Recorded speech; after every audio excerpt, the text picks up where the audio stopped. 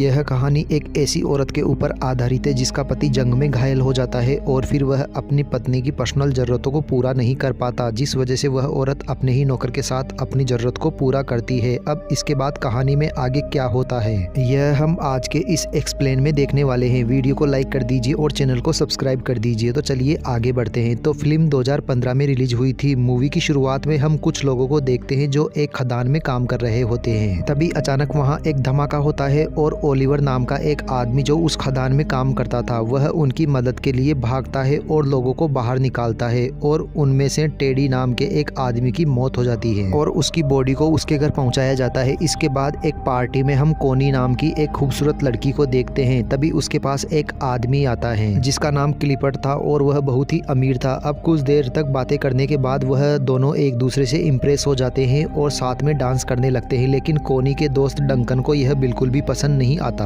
क्योंकि वह भी कोनी से प्यार करता था। अब इन दोनों की यह मुलाकात प्यार में बदल जाती है और वह दोनों एक दूसरे से शादी कर लेते हैं और शादी के वक्त वह दोनों यह कसम खाते हैं कि वह दोनों एक दूसरे से हमेशा वफादार रहेंगे और कभी भी एक दूसरे का साथ नहीं छोड़ेंगे। अब उन दोनों की मैरिज लाइफ बहुत अच्छी चल रही थी, पर अगले ही दिन क्लिपर्ट को सेना में जाना पड़ता है क्योंकि वह एक सोल्जर था। वहीं जंग के दौरान क्लिपर्ट घायल हो जाता है और उसे वापस घर भेज दिया जाता है। आज क्लिपर्ट घर आ रहा था और सभी बहुत ज्यादा खुश थे और उसका वेलकम करने के लिए घर के बाहर खड़े थे। अब क्लिपर्ट को देखकर कोनी बहुत ज्यादा खुश होती है, पर तभी हम देखते हैं कि जंग में घायल होने के बाद क्लिपर्ट के पेट के नीचे का पूरा हिस्सा पैरालाइज हो जाता है। अब क्लिपर्ट अपनी हालत से लाचार था और वह सबको थैंक यू बोलकर अंदर आ जाता है। वही कोनी क्लिपर्ट को जिंदा देखकर खुश तो हो रही थी, पर वह भी अंदर ही अंदर बहुत दुखी थी। उनकी खुशियों भरी जिंदगी में कभी ऐसा मोड़ भी आ जाएगा यह किसी ने सोचा नहीं था। इसी बात से दुखी होकर क्लिपर्ट खुद को मारने की कोशिश भी करता है, पर तभी कोनी उसे रोक लेती है और वह उसे विश्वास दिलाती है कि वह हमेशा उसके साथ रहेगी।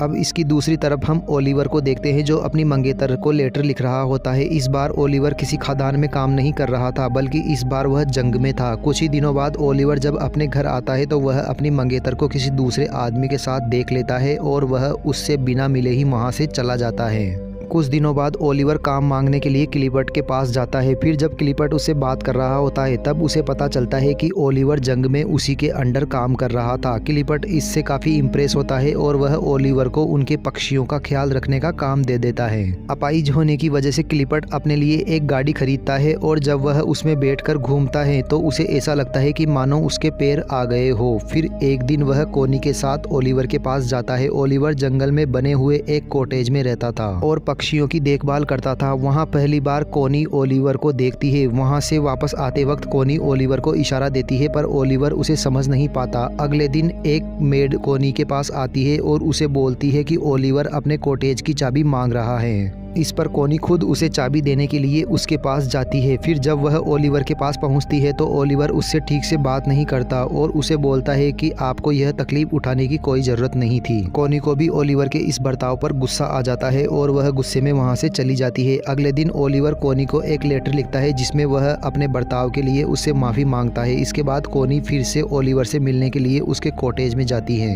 जहाँ ओलिवर अपनी शर्ट उतार कर काम कर रहा होता है और फिर जब कोनी उसके बदन को है तो उसके भी तन बदन में आग लग जाती है। अब यह देखकर कोनी खुद को कंट्रोल नहीं कर पाती और वह ओलिवर के पास जाने लगती है, मगर तभी ओलिवर भी कोनी को देख लेता है और वह अपनी शर्ट वापस पहन लेता है क्योंकि वह कोनी की इज्जत करता था, क्योंकि वह उसकी मालकिन थी। कोनी को यह जगह बहुत पसंद थी, इसलिए यह ओलिवर से कहती है कि मैं यहाँ हर रोज पेंटिंग करने आऊंगी। इस पर ओलिवर कहता है कि मैं यह जगह आपके लिए साफ कर दूंगा और मैं किसी और जगह चला जाऊंगा। तो कोनी कहती है कि तुम्हें कहीं भी जाने की जरूरत नहीं है और तुम मुझसे इतना क्यों भाग रहे हो। फिर यह ओलिवर से गुस्सा हो जाती है और यहाँ से जाने लगती है, मगर तभी बारिश आ जाती है और वह ओलिवर के साथ उसके कॉटेज में चली जाती हैं जहाँ पर वह दोनों आग जलाकर खुद को गर्म करने लगते हैं। पर तभी ओलिवर वहाँ से उठ जाता है क्योंकि वह कोनी के इरादे समझ रहा था। कोनी ओलिवर से फिर पूछती है कि तुम मुझसे इतना दूर क्यों भाग रहे हो। तो ओलिवर कहता है कि मैं तुमसे दूर नहीं भाग रहा, बल्कि डर रहा हूँ कि अगर कहीं क्लिपर्ट को हमारे बारे में पता चल गया तो कहीं मेरी नौकरी चली जाएगी। अब क्योंकि ओलिवर ने कोनी को गर्म करके ठंडा ही छोड़ दिया था तो वह वहाँ से अपने घर चली जाती है। फिर एक दिन कोनी क्लिपर्ट को बोलती है कि मुझे बड़ा अफसोस है कि हमारा कोई भी बच्चा नहीं है। इस पर क्लिपर्ट बोलता है कि मैं कोशिश कर रहा हूँ और अपने शरीर को वापस से ठीक करने के लिए उस पर करंट के झटके भी लगाता है। क्लिपर्ट दर्द से बहुत चिल्ला रहा था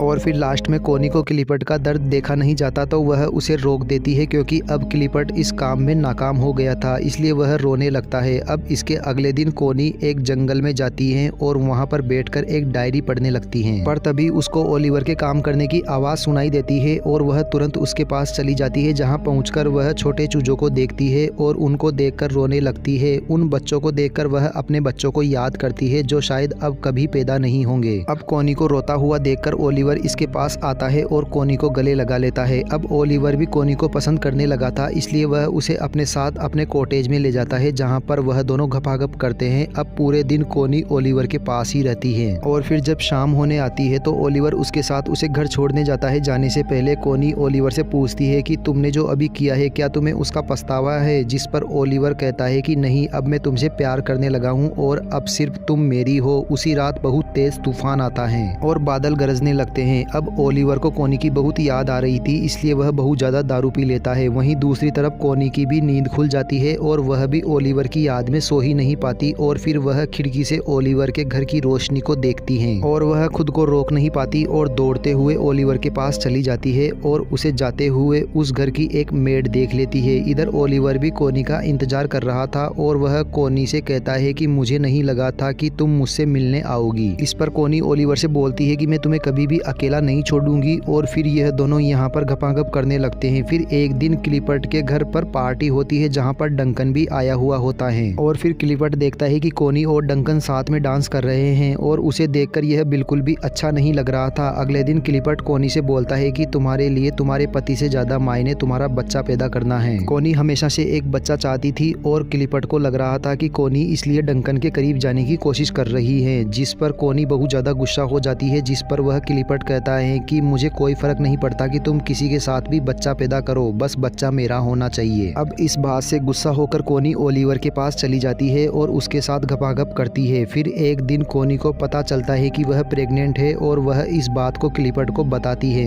क्लिपर्ट यह सुनकर बहुत खुश होता है और वह उससे उस आदमी का नाम पूछता है, पर कोनी उसे उस आदमी का नाम नहीं बताती। एक दिन क्लिपर्ट ओलिवर से मिलने उसके पास जाता है और वह कोनी को भी अपने साथ चलने को बोलता है। अब यह जा ही रहे होते हैं तभी ओलिवर पीछे से आता है और कोनी को किस करने लगता है। अब यह दोनों किस कर रहे होते हैं तभी क्लिपर्ट कोनी को आवाज लगाता है। दरअसल क्लिपर्ट की गाड़ी कीचड़ में फंस गई थी। तभी वहाँ पर ओलिवर आता है और वह उसकी गाड़ी को धक्का लगाने लगता है और इसी दौरान वह जोर जोर से खांसने लगता है। दरअसल ओलिवर जब खदान में काम करता था तो उसके फेफड़े खराब हो गए थे। अब आखिरकार ओलिवर उसकी गाड़ी को कीचड़ से निकाल देता है और खांसता हुआ वहाँ से चला जाता है।